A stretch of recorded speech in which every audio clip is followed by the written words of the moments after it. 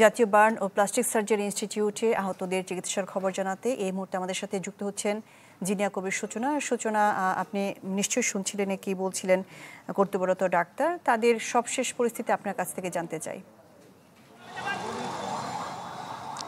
শাহনাজ, জাতীয় burn and plastic surgery ইনস্টিটিউটের সকাল থেকে আমি আছি এবং এখানে একটি হৃদয় বিদারক কিছু দৃশ্য কিন্তু রয়েছে এবং কিছুক্ষণ পরপর যখন স্বজনরা বের হচ্ছিল তখন আসলে গণমাধ্যম কর্মীরা তাদের দায়িত্বের কারণেই হয়তো তাদের কাছে ছুটে যাচ্ছিল, কিন্তু তারা আসলে একেবারেই নির্বাক নিশ্চুপ স্তব্ধ হয়ে গেছে। কারণ কারো হয়তো পরিবারের বা বংশের একদম প্রথম সন্তান কিংবা কারো হয়তো একদম সর্বকনিষ্ঠ সদস্যটি, এবং আপনি জানেন যে মাইলস্টোন স্কুলের যে 3 থেকে 7 অর্থাৎ 3 এবং 4 সবচেয়ে বেশি ক্ষতিগ্রস্ত, এবং সেই শিশুদের স্বজনরাই কিন্তু এখানে আছে জাতীয় বার্ন অ্যান্ড প্লাস্টিক সার্জারি ইনস্টিটিউটে। এবং এখানে কিন্তু এক ধরনের হৃদয় বিদারক দৃশ্য আমরা দেখেছি এবং দেখেছি যে তারা অনবরত শুধুমাত্র তারা তার ঈশ্বরের কাছে, আল্লাহর কাছে, প্রভুর কাছে শুধু প্রার্থনা করে যাচ্ছেন যার যার ধর্মমতে, এবং তাদের একটাই কথা, যেভাবেই ফিরুক, যে অবস্থাতেই ফিরুক, তাদের সন্তান যেন তাদের বুকে ফিরে আসে। এবং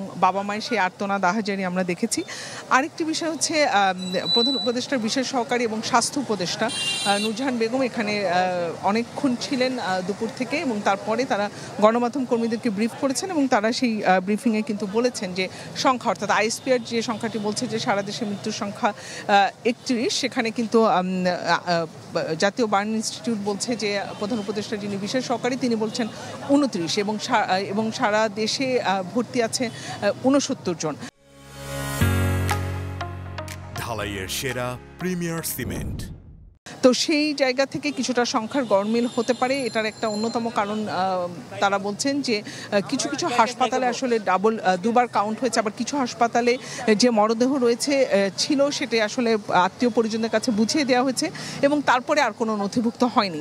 এমন নানা কারণে আসলে সংখ্যার কিছুটা গরমিল হচ্ছে, তারা সেটি কথা বলে ঠিক করে নেবেন। আর আমরা এখানে আরও একটি বিষয় দেখেছি যে স্বজনরা কিন্তু আসছেন, অনেকেই এখনও খুঁজে পাচ্ছেন না তার হারানো সন্তানকে, তারা বিভিন্ন হাসপাতালে খুঁজে শেষ পর্যন্ত এই জাতীয় বার্ন অ্যান্ড প্লাস্টিক সার্জারি ইনস্টিটিউটে আসছেন, এবং তারা কিন্তু এখানে সেই দৃশ্যটা আসলে ভাষায় প্রকাশ করার মতো না। শাহনাজ, সব মিলিয়ে যদি আমি আপনাকে বলি এখানে এক ধরনের হৃদয় বিদারক দৃশ্য রয়েছে। তবে আরেকটি বিষয় জানাই, সেটি একটি আসার কথা, সেটা হচ্ছে 2 জনকে আজকে কিছুক্ষণ আগে কেবিনে হস্তান্তর করা হয়েছে।